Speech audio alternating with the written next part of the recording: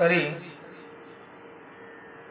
ही मुरवी पृथ्वीचा जरी कागद केला, तरुवरांची लेखणी आणि समुद्राची शाही जरी केली, तरी लिखित्वा शारदा सर्व काले, पृथ्वीचा कागद झाडांची लेखणी समुद्राची शाही करून 24 तास शारदेला लिहायला बसवलं, तरी देखील तथापि तव गुन्हा, तरी सुद्धा तुझे गुणांचं वर्णन करता येणार नाही असं श्रुती महादेवाचं वर्णन करते। त्यांच्या चारित्र्याचं, त्यांच्या कथेचं आणि त्यांच्या लीलेचं वर्णन करणारे आपण कोण? त्या मानाने आपली बुद्धी त्याच्या पलीकडे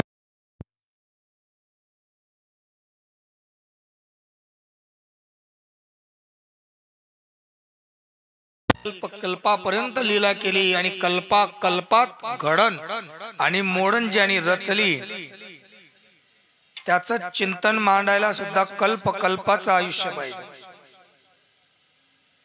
आणि जर कल्पाचा विचार केला आपल्या आयुष्याच्या आणि कल्पाचे जर का समतोलता किंवा एक मापन करण्याचा प्रयत्न केला तर कल्पाचा तीड मात्र सुद्धा आपलं आयुष्य नाही। कारण कल्प कुठे आहे आणि आपण कुठे? ज्या कल्पात ब्रह्मदेवाचं आयुष्य एक क्षीण आहे, तिथे पृथ्वीवरच्या कलियुगातील सर्व साधारण मानवाचं काय? पण आपण जे करतो ते परमात्मा आपल्याकडून करून घेतो।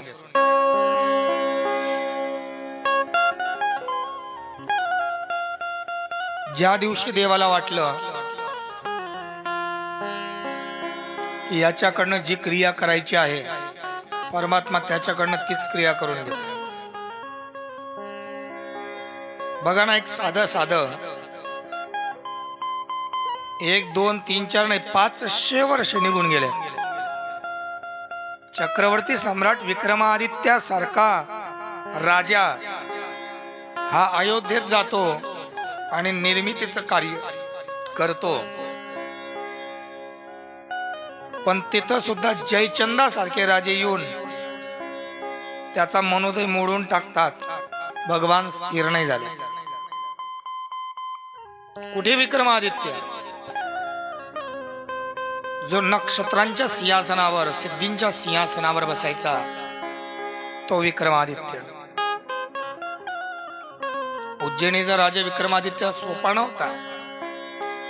विक्रमादित्यचं जे सिंहासन होतं ते सिंहासन कोणी तयार केलं होतं? तर ज्याला विक्रमादित्य मोठा भाऊ मानायचा असा राजा भर्तृहरी,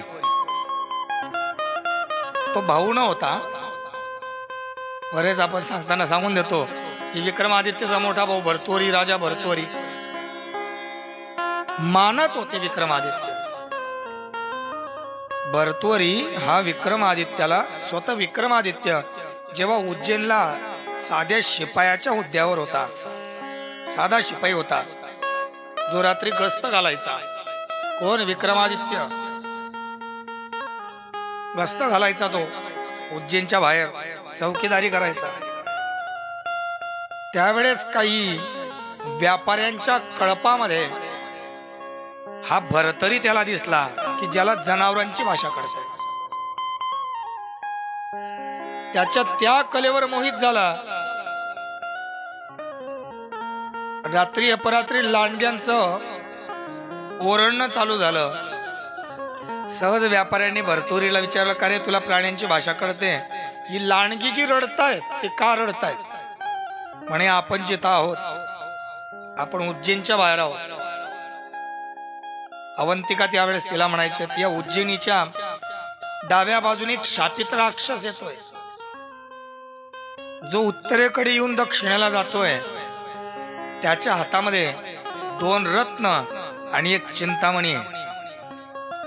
त्याचा वध केला आणि त्याच्या रक्ताचा टिळा, जर त्याच्या रक्ताने कापड भिजवलं आणि त्याच्या रक्ताचा टिळा स्वतःच्या कपडे लावून ते भिजवलेलं कापड जर उज्जैनच्या प्रवेशद्वारावर टांगलं तर तो माणूस या उज्जैनचा राजा होईल. ही भरतवरून केलेली भविष्यवाणी आहे. विक्रमादित्यने चौकीदार आहे, साधा शिपाई आहे, त्याने ते ऐकलंय आणि त्यांनी सांगितल्याबरोबर तशीच क्रिया केली, तो राजा झाला. तेव्हा भरतरीला ठेवून घेतलं आणि लोकांना एवढं सांगत गेला की माझा भाऊ आहे. हा ज्योतिषशास्त्रातला खूप मोठा विद्वान ज्ञानी आहे राजा भरतरी. 84 सिद्धांपैकी एक आहे भरतरी. 84 सिद्धांपैकी एक आहे.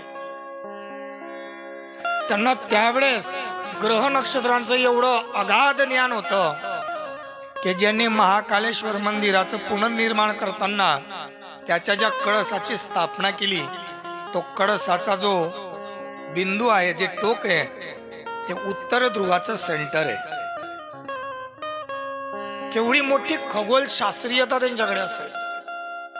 त्यावेळेस पृथ्वीवरून खगोलशास्त्राचा अभ्यास करणाऱ्या त्या भरतवरीने 84 सिद्धातला एक असल्यामुळे जे नक्षत्र सिंहासन बनवलं होतं, अष्टसिद्धी त्या सिंहासनावर विराजमान होत्या आणि ज्याला त्या प्राप्त करता आल्या तोच व्यक्ती त्या सिंहासनावर बसू शकला.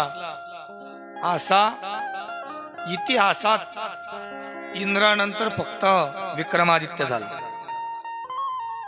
त्याच्या आधी नाही आणि त्याच्या नंतरही नाही. एवढा महान राजा असल्यावर ज्यांनी प्रयत्न केला पण त्याच्याकडून रामलला आले नाहीत, आणि एक साधारण माणसाकडून यावे ही देवाची इच्छा असते की त्याला कोणाकडून काय कार्य करून घ्यायचं आहे. असं ज्या दिवशी परमात्म्याची इच्छा असेल त्या व्यक्तीकडनंच ती क्रिया होते, अन्यथा कुठल्याही माणसाकडनं काहीही क्रिया होत नाही. परमात्मा सर्वशक्तिमान आहे. त्याच्या सत्तेने वेद बोलतो, त्याच्या सत्तेने झाडाचं पान हलतं. वृक्षाची पान आले जाते सत्ता, वृक्षाची पान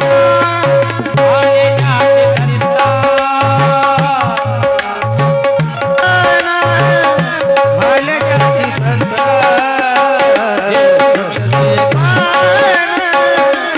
आले जाते सत्ता, आले जाते सत्ता, वृक्षाची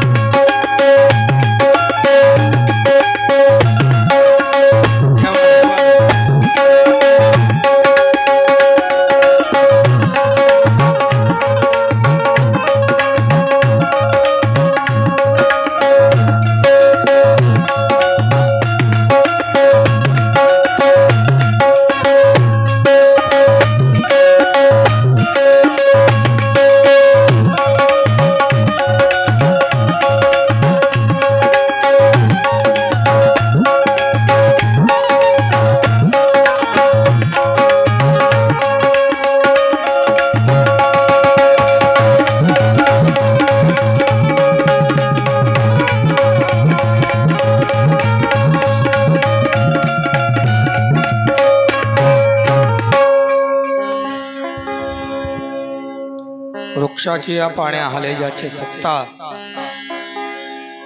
तो सर्वशक्तिमान जगत नियंता भक्त प्रतिपालक दीनवत्सल दीनानाथ प्रभू साम सदाशिव,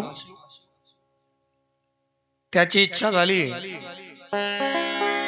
आणि त्यांनी ही कथा आयोजकांद्वारा आयोजित करून घेतली. त्याच्या सत्तेच्या पलीकडे काहीच नाही. घडी मोडी लीला मात्रे. हे जे सृष्टीचं चक्र आहे, हे चक्र जो त्याच्या लीलेने घडतो आणि त्याच्या लीलेने मोडतो. रामायणातली एक कथा आहे. काक भुशुंडीजी महाराज यांची कथा चालू होती. काक भुशुंडीजी महाराज कथा करतायत आणि कथा श्रवण कोण करताय तर हनुमंतराय. आणि काक भुशुंडीजी महाराजांनी सांगून दिलं. सांगताना म्हणे लंकेला जायचं होतं, हनुमंताने एक पाय इकडे ठेवला आणि एक पाय तिकडे ठेवला. एवढं विशाल रूप धारण केलं.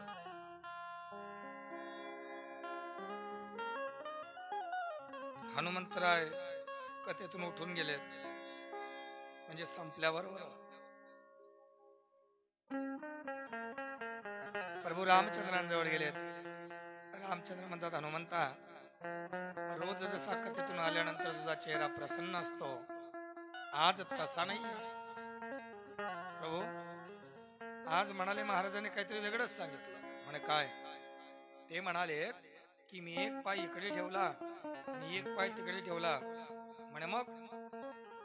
म्हणे मी तर उडून गेलो होतो. रामचंद्र प्रभू म्हणाले, हनुमंता, तू उडून गेला होता मला माहिती आहे, पण तू वाल्मिकीचा हनुमंत आहे. तू कोणाचा हनुमंत आहे? वाल्मिकी. तू 74व्या त्रेतातला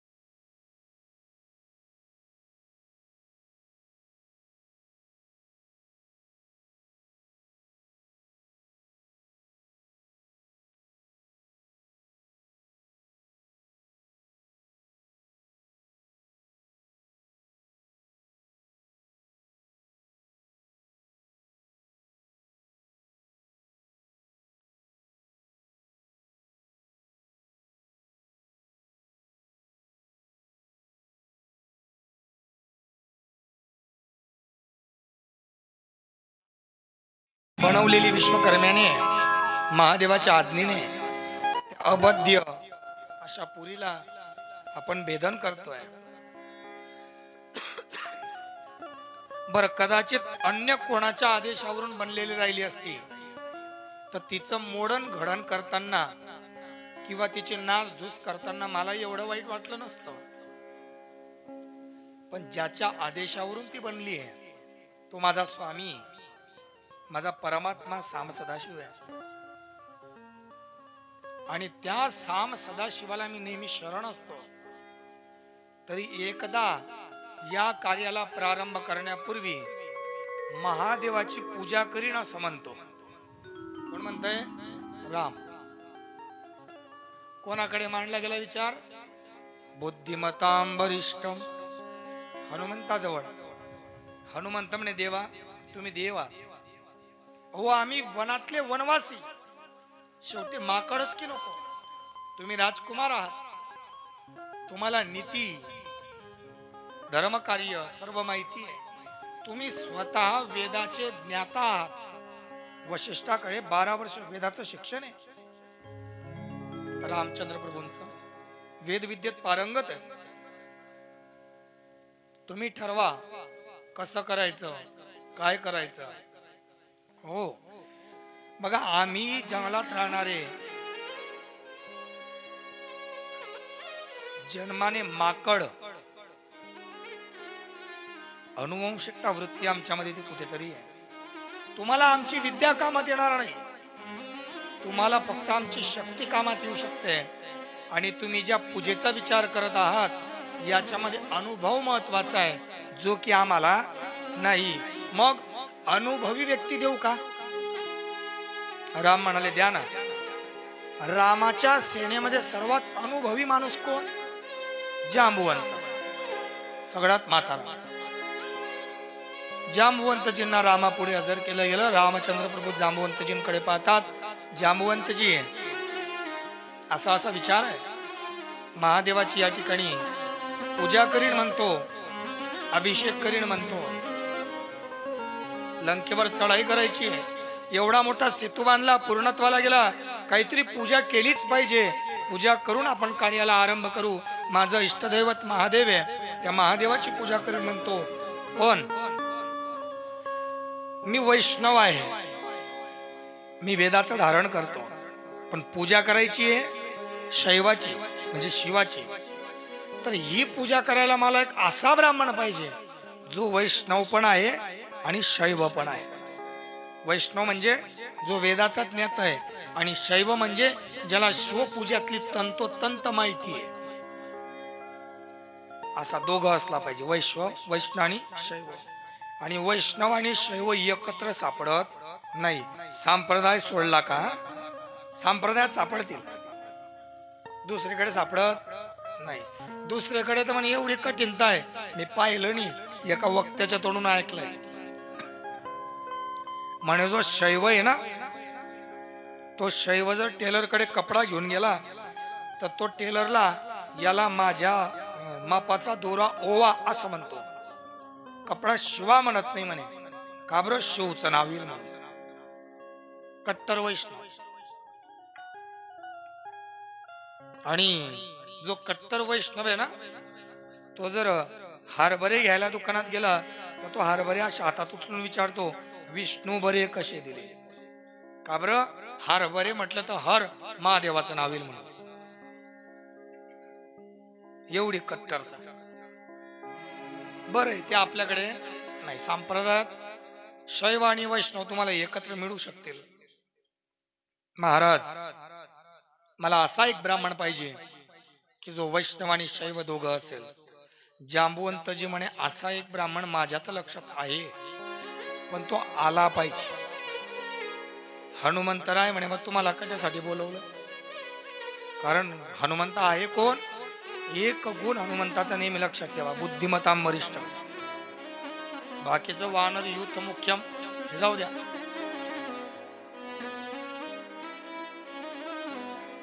तुम्हाला का बोलवलं? म्हणे बरं मी करतो प्रयत्न. जांबुवंतजी लंकेमध्ये गेले. जसं रावणाला माहिती पडलं की जांबुवंत येतोय, रावणाने सगळे दरवाजे उघडून दिले. एकही शिपाई दरवाजावर उभा केला आणि म्हणे बघा जांबुवंत आजोबा येत आहेत. आणि ते आले का आल्याबरोबर त्यांना अडवलं कोणी नाही पाहिजे. त्यांचा सन्मान करा, मुलांच्या पाय घड्या टाका, सरळ सिंहासनापर्यंत आणा. ते केव्हाही येतील, दिवसा येतील, रात्री येतील, पण सचेत राहा. कोण म्हणतोय? रावण. का?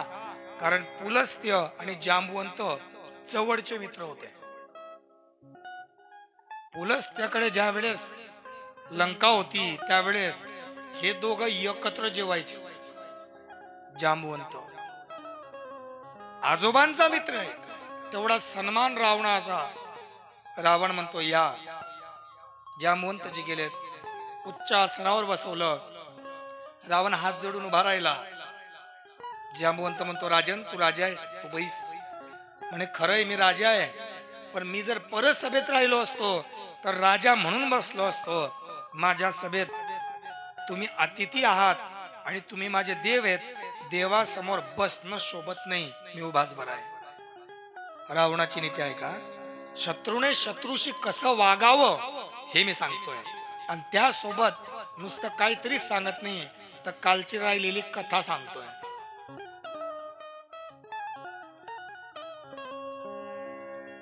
म्हणाले मी उभाच बरा आहे, काय येणं केलं, थांबा. आदर आतिथ्य केला गेला, पाय धुतले गेलेत, भोजनादी पदार्थ समोर मांडले गेले. जांबुवंत म्हणतात कार्यासाठी आलोय रावण. दशानन अन्न ग्रहण करणं हे मला शोभत नाही. मी ज्या कार्यावर आहे, कार्य संपन्न झाल्याशिवाय मी जेवत नाही. नाही तर एका जणाला बोळवणचा सामान घ्यायला पाठवला, त्याला फोन केला, कारण काय करतोय? म्हणे कचोरी खातोय. आपल्यावर सोपवलेलं कार्य संपन्न केल्याशिवाय अन्न किंवा जल ग्रहण करू नये. हा, पण ते कार्य महत्वाचं असणं आवश्यक आहे. पेटीसारखं जर कार्य तेवढं महत्वाचं नसेल तर ठीक आहे, तुम्ही उपजीविकेचं साधन उपहार करू शकता, पण तो पण अल्पसा असावा. जांबुवंत म्हणतो नाही, माझं कार्य आहे. म्हणे सांगा ना काय कार्य आहे, कोणाकडे काय देऊ? काही नको, तुझ्याशी कार्य आहे. काय कार्य? म्हणे अरे माझे 2 यजमान आहेत, माझे 2 यजमान आहेत, आणि त्या यजमानांनी ना महादेवाचं पूजा अभिषेक करण्याचं ठरवलंय. पण त्या यजमानाला ना असा ब्राह्मण पाहिजे जो यथोचित शिवाची पूजा करेल, जो शैव असला पाहिजे, आणि जो निरंतर वेदनिष्ठ वैष्णव असला पाहिजे. कारण जो यजमान आहे तो वैष्णव आहे. म्हणे बर, मग आता तुझ्याकडे 2 गुण आहेत. तू वेदाचा ज्ञाता आहे, शास्त्राचा प्रकांड पंडित आहे, आणि शिवाचा खूप मोठा भक्त, एवढा भक्त की तू शिव आराधना करावी आणि महादेवाने आत्मलिंग काढून तुला देऊन टाकावं, एवढा मोठा शैव आहेस तू. म्हणे बर, मग माझी विनंती आहे तुला की तू ब्राह्मण म्हणून माझ्या ते 2 यजमानांचं कार्य संपन्न करू शकतोस का? रावण म्हणाला नक्कीच मी करून देईल. पण बाबा तुमचे ते 2 यजमान हे अयोध्येचे निर्वासित राजकुमार आहेत का? जांबुवंत म्हणे हो. आणि बाबा बर महादेवाची पूजा ते लंका जिंकण्यासाठी करतायत का? जांबुवंत म्हणे हो. व्यवहारात खोटं बोलू नये. म्हणे मग येणार नाही का? रावण म्हणाला नाही, मी ब्राह्मण आहे आणि माझं कर्तव्य आहे की मला दिलेलं आमंत्रण शत्रूच्या घरचं असलं तरी मी माझं कर्म केलं पाहिजे. शत्रूने शत्रूशी कसं वागावं?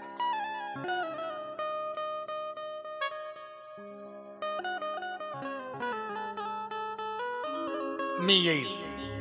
म्हणे बरं मग तू येशील तर पूजेला सामान काय काय लागेल मला लिहून देतो का? नारळ, नागिलचे पानं, फुलं, बसायला चटई, पंचामृत.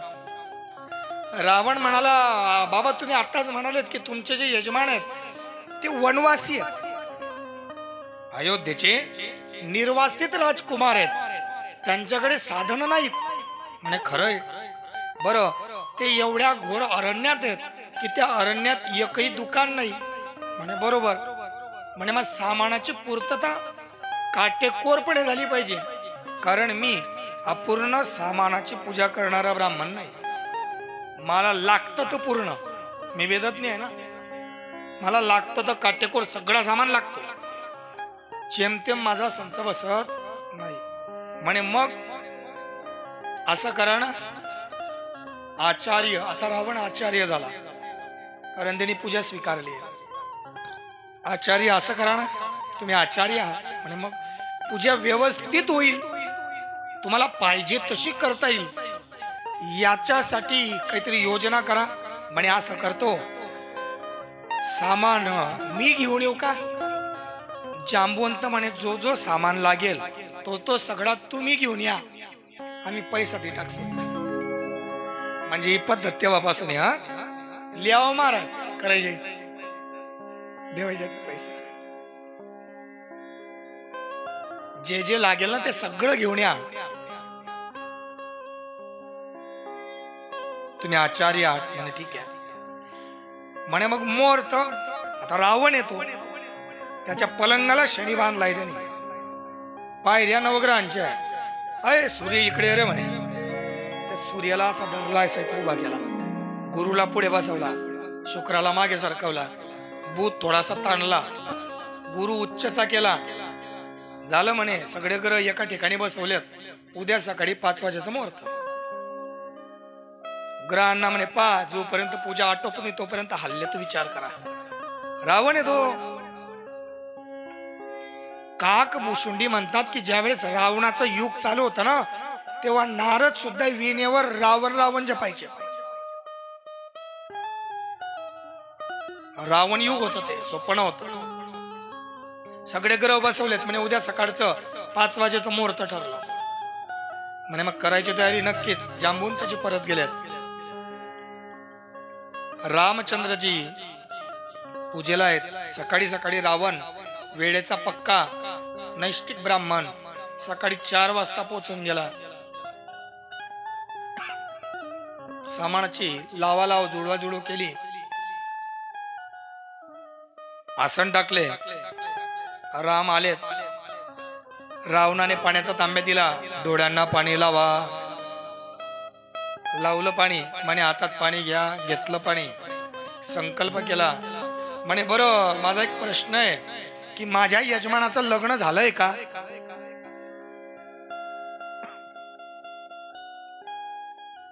विचारता कोण आहे?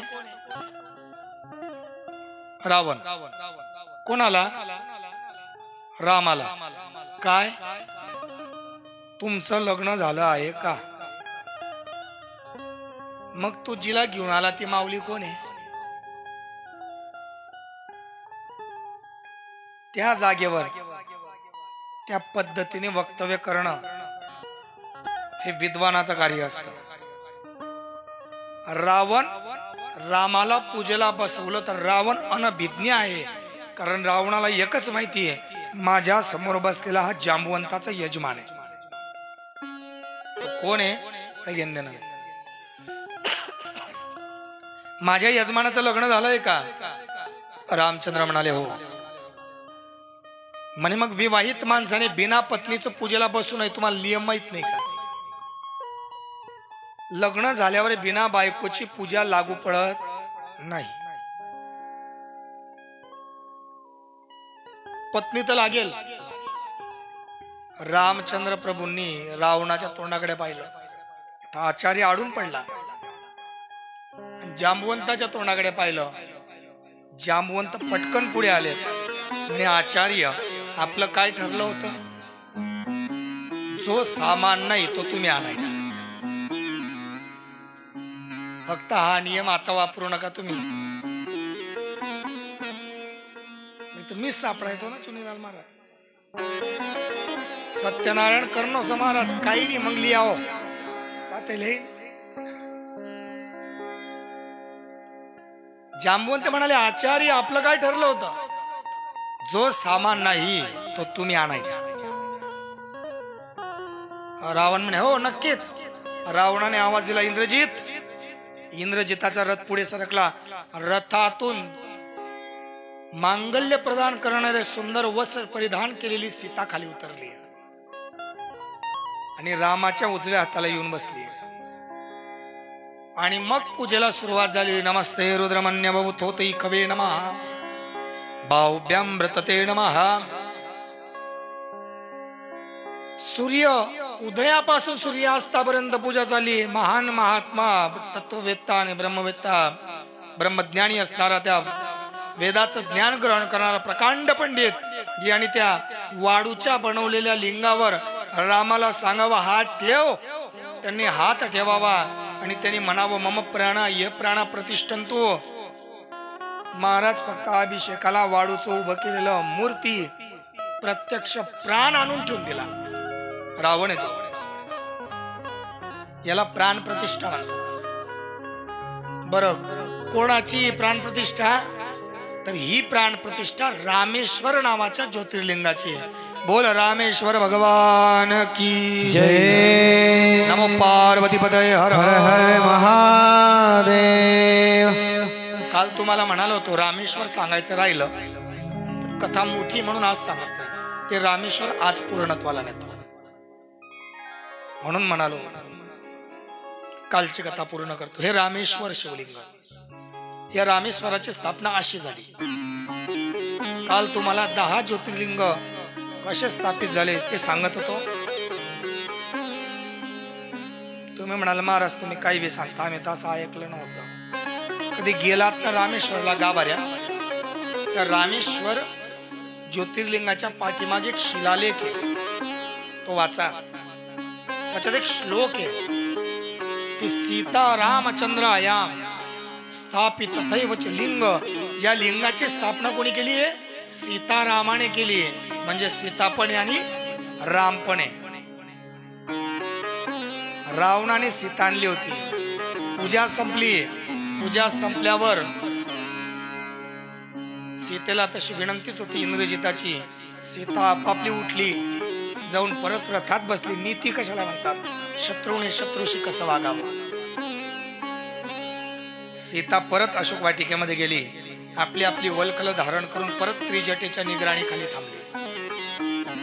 इकडे रामचंद्र प्रभू आचार्य म्हणजे ब्राह्मणाचा नमस्कार करतायत. रावणाने आशीर्वाद दिला विजयी भव. लक्ष्मण खतकन हसला म्हणे रावण विचार करतोय का आशीर्वाद काय देतोय. म्हणे काय, म्हणे विजयी भव. रावण म्हणाला मी ब्राह्मण आहे आणि ब्राह्मणाचं कार्य काय आहे की यजमान ज्या इच्छेने पूजा करतो त्याची ती इच्छा पूर्ण होण्यासाठी देवाकडे प्रार्थना करणे किंवा त्याला तसा आशीर्वाद देणे. लक्ष्मण मी ब्राह्मण आहे, तुम्ही जी पूजा केली ती विजयाच्या निमित्ताने केली म्हणून विजयी भव तुम्हाला आशीर्वाद दिला. पण इथून गेलो का मी रावण आहे आणि इतिहास शोधून पाहून घ्या रावणाशी आजपर्यंत कोणी जिंकला नाही. याला रावण म्हणतात. झालं महाराज, रावण निघाले. जांबवंत आडवा गेला आचार्य तुम्ही जर दक्षिणा घेतली नाही तर पूजा लागू पडणार नाही, दक्षिणा घ्या. रावण म्हणे अब आया उठ पहाड़ के नीचे. आता आचार्य जे मागेल ते द्यावं लागेल. नीती असं सांगते रघुकुळाच्या नीतीनुसार की रावणाने जर त्यावेळेस रामाचे प्राण मागितले असते तरी रामाला द्यावे लागले असते, कारण कार्य संपन्न होऊन गेलेलं आहे वेळ दक्षिणेची. रावणाच्या बापाने वास्तू शांती केल्यावर लंका मागून घेतली आहे. महादेवाने स्वतःसाठी बनवलेली लंका देऊन टाकली. रामाचा पूर्वज राजा हरिश्चंद्र स्वप्नात विश्वामित्राला राज्य दान करून टाकलेलं आहे. प्राणापेक्षा आवडणारा पुत्र दशरथाने पत्नीला दिलेल्या वचनापोटी वनात सोडून दिलाय. रघुकुल रीत सदा चले प्राण जाए पर वचन न जाए. रघुकुल रीत सदा चले आए प्राण जाए पर वचन न जाए. श्री राम जय राम जय जय राम. श्री राम जय राम जय जय राम. श्री राम जय राम जय राम. श्री राम जय राम जय राम.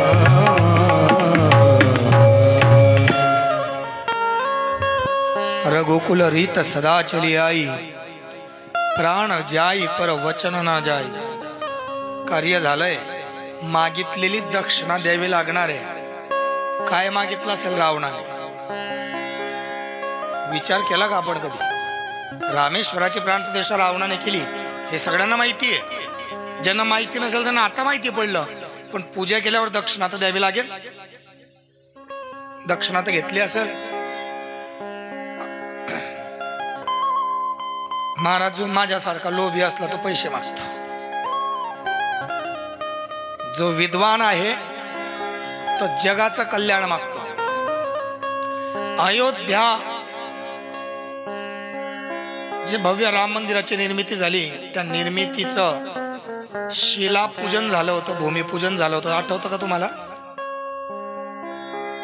काय तारीख होती? 5 जून अशी काहीतरी तारीख होती. पूजेला यजमान कोण आहे? माननीय प्रधानमंत्री, माननीय राष्ट्रपती, माननीय स्वयंसेवक संघाचे प्रमुख मोहनजी भागवत, अमितजी शहा हे यजमान आहेत. पूजा कोण करतंय? पाठक गुरुजी, जे मूळचे पैठणचे आहेत पण आज काशीला मोठे विद्वानात त्यांचं नाव आहे. ते पूजेला आहेत. सोबत 2-4 लोक त्यांची टीम आहे. मुख्य आचार्य त्या पाठक गुरुजींकडे आहे. सोबत दीक्षित गुरुजी आहेत. पूजा संपन्न झाली. शिलान्यास झाला. यजमानाने विचारावं, गुरुजी काय दक्षिणा देऊ? देणारा कोण आहे? भारताचा प्रथम नागरिक राष्ट्रपती आहे. देणारा कोण आहे? भारताचा करता धरता प्रधानमंत्री कोण आहे? ज्याची भारतासोबत अन्य 24 देशांमध्ये शाखा चालतात अशा संघाचा प्रमुख मोहनजी भागवत. दिल्ली, मुंबई जिथे मागितलं असतं तिथं घर मिळालं असतं. मागितलं असतं तेवढी संपत्ती, पैसा मिळाला असता. काय मागावं त्या विद्वानाने? काय मागितलं त्या माणसाने माहिती? प्रधानमंत्री आलेत. गुरुजी, पंडित जी, आपको दक्षिणा क्या चाहिए? पंडित जी म्हणाले, भगवान का सब कुछ तो है लेकिन दक्षिणा तो जरूर लूंगा. म्हणे मागा ना, काय पाहिजे? त्यांनी सांगितलं, महोदय आज अयोध्या मुक्त हुई है. दक्षिणा के स्वरूप में मैं आपसे काशी और मथुरा मांगता हूं.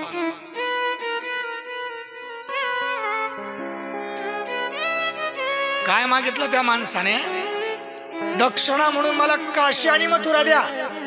अयोध्या मुक्त झाली, काशी मथुरा मुक्त करून द्या. आणि महाराज संकल्प आहे दक्षिणेचा केलेला तिथं भेटणारच आहे. विद्वान काय मागतो? रावणाला रामचंद्र विचारतात, सांगा आचार्य दक्षिणा काय द्यावी? म्हणे माझी दक्षिणा एक सुनिश्चित आहे. काय? इतना तो करना स्वामी, जब प्राण तन से निकले, रणांगणात तुझा बाण मला लागेल, मी प्राण सोडेल. पण जेव्हा माझा जीव जाईल ना तेव्हा माझ्या पायाजवळ उभा राहा, पायाजवळ. का? कारण प्राण जाताना मला समोर तू दिसला पाहिजेस. रावणाने मागितलेली दक्षिणा आहे रामाकडे. रामेश्वर ज्योतिर्लिंगाची प्राणप्रतिष्ठा करताना, देवा रामा जेव्हा प्राण जाईल ना तेव्हा माझ्या पायाजवळ उभा राहा. याच्यावर विश्वामित्र नावाच्या ग्रंथामध्ये विश्वामित्रजी तर्क लावतात किंवा तर्क लिहितात. म्हणे ज्या अर्थी रावण रामाला पायाजवळ उभं राहायची विनंती करतो त्या अर्थी किंवा दक्षिणा मारतो त्या अर्थी रावणाला माहिती होतं हे राम देव आहे. मग तरी त्याने असं का केलं त्याची आतली कारण सांगितलीत. रावणाचं म्हणणं होतं कारण रावणाने सीता चोरली. कोणाच्या सांगण्यावरून? एक प्रश्न परत करतो, कोणाच्या? शूर्पणखेच्या? भ्रम्या हे वरवरच नुसतं. रावणाला सीता चोरायची बुद्धी कोणी दिली सांगू? नारदाने. तुम्ही म्हणाल काय सांगतोय? खरंय ते. रावण नारदाला शरण गेलाय. नारदजी मी तर वेदाचा ज्ञाता आहे आणि जो वेदाचं ध्यान करतो महाराज त्याला अधोगती कधी नाही. मी तर वेदाचा ज्ञाता आहे, माझा तर उद्धार मोक्ष 100% होणारच आहे. पण माझ्या सोबत हे जे लंकेमध्ये राहणारे दानव आहेत, माझे जे परिवारजन आहेत, हे वैकुंठाला कसे जातील? नारद म्हणे सोपं आहे, जसा तू वेदाचा ज्ञाता आहे त्याच सगळ्यांना वेद शिकव. महाराज रावणाने सगळ्यांना वेद शिकवला. रावणाचा दंडक होता ज्यांनी देवाला नैवेद्य दिल्याशिवाय अन्न खाल्लं ना, रावण त्याचं मुंडकं उडवून देत होता लंकेत. रोज पितृयज्ञ झाला पाहिजे, रोज पितरांना नैवेद्य दिलाच पाहिजे. राक्षस पितरांना नैवेद्य द्यायला गच्चीवर जायचे, म्हणायचे काव काव. तो कावडा यायचा त्या पितरांच्या नैवेद्याला चोच लावायचा, राक्षसाने त्याची मान धरायची, मोडायची, खाऊन घ्यायचं. रावण म्हणे यांना वेद शिकून सुद्धा यांचं कल्याण नाही. असं काहीतरी केलं पाहिजे की अवचित झगटता लोहे परिसे सुवर्णची करी. न कळत जरी लोखंडाला परीस घासलं गेलं तरी लोखंडाचं सोनं होतच. असं काहीतरी केलं पाहिजे. म्हणे मग एक काम कर. म्हणे काय?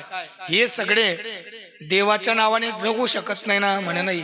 मग देवाच्या नावाने मरतील असं काहीतरी कर. म्हणे मग विरोधाभास भक्ती कर. म्हणे देवालाही थान.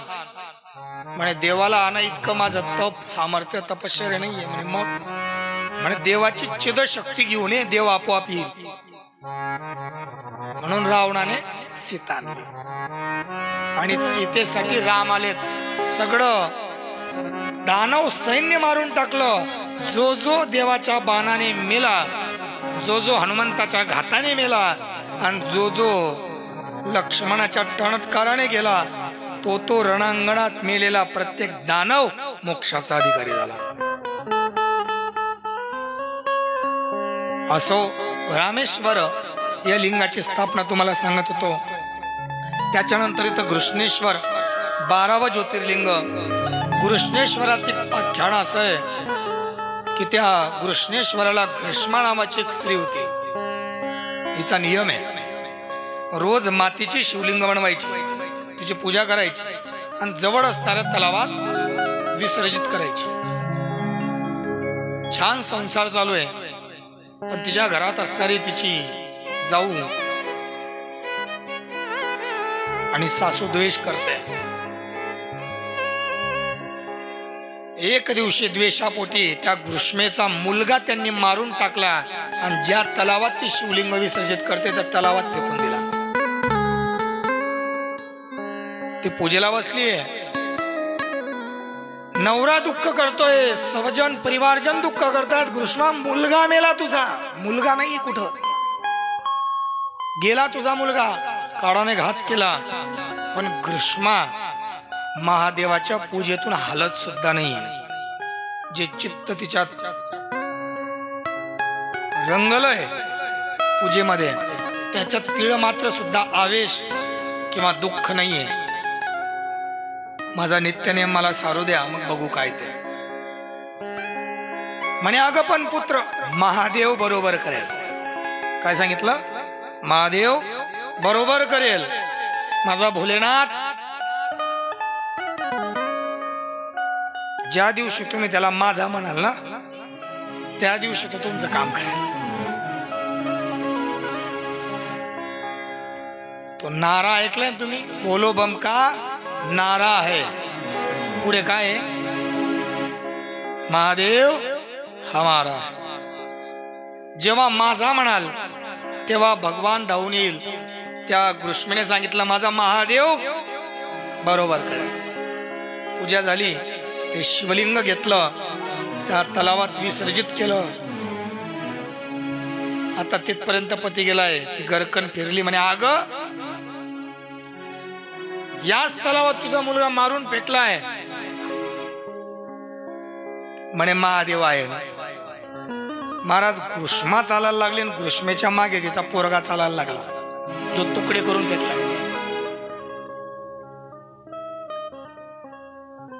ती पुढे चालते, तिच्या मागे मुलगा चालतो. आणि पतीने जेव्हा तो अचंबा पाहिला, जे विरोधक होते त्यांनी जेव्हा ते आश्चर्य पाहिलं, ते सगळेच घृष्मेला लोटांगण घालतात.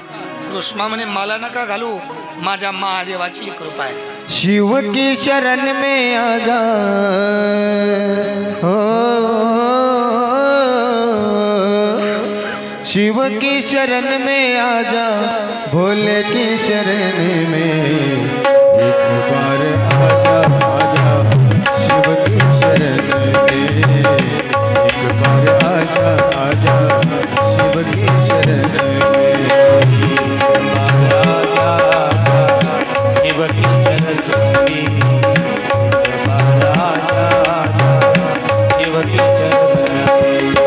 शिव की शरण में आजा. शिव की शरण में आजा, भोले की शरण में एक बार आजा आजा. शिव की शरण में एक बार आजा आजा. शिव की शरण में, शिव की शरण में आजा. शिव की शरण में आजा, भोले की शरण में एक बार आजा. भोले की शरण में एक बार आजा आजा. भोले की शरण में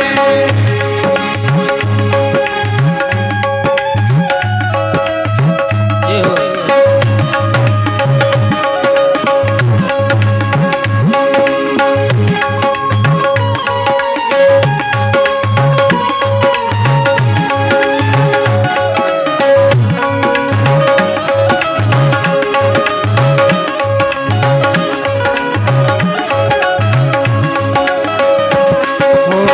चंद्रमौली चंद्रशेखर भोले त्रिपुरारी है. चंद्रमौली चंद्रशेखर भोले त्रिपुरारी है. चंद्रमौली चंद्रशेखर भोले त्रिपुरारी है. चंद्रमौली चंद्रशेखर भोले त्रिपुरारी है. गले मुंडमाल विराजे, गले मुंडमाल विराजे, गले मुंडमाल विराजे, कर त्रिशूलधारी है. गले मुंडमाल विराजे, कर त्रिशूलधारी है. नंदी पे सवार ऐसे नंदी पे सवार ऐसे, भोले की शरण में